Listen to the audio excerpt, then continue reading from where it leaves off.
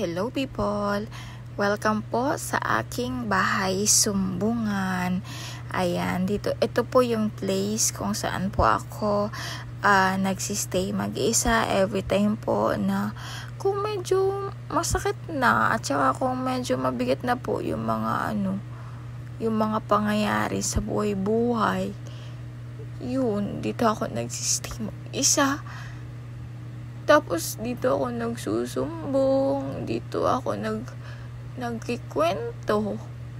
At least dito walang magja-judge sa'yo. So, yun po.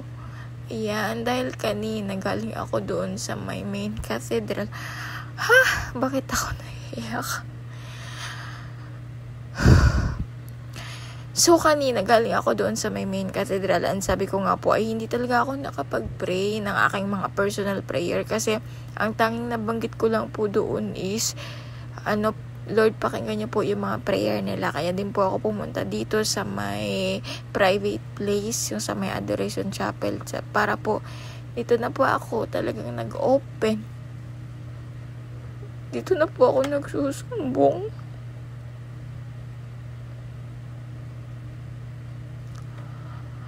Kasi wala naman po akong sumbungan. Kasi lumalaban ako mag-isa. So every time na mabigat na talaga at saka every time na ay hirap na talaga yung buhay-buhay,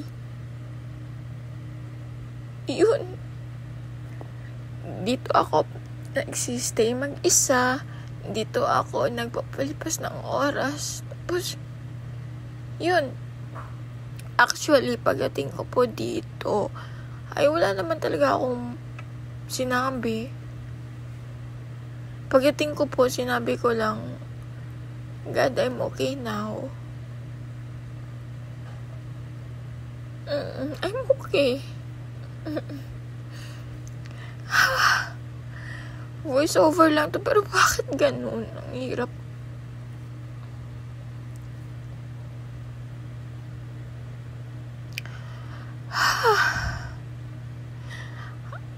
Ang tanging nasabi ko lang po talaga dito is, God, I am okay. And I will always be okay.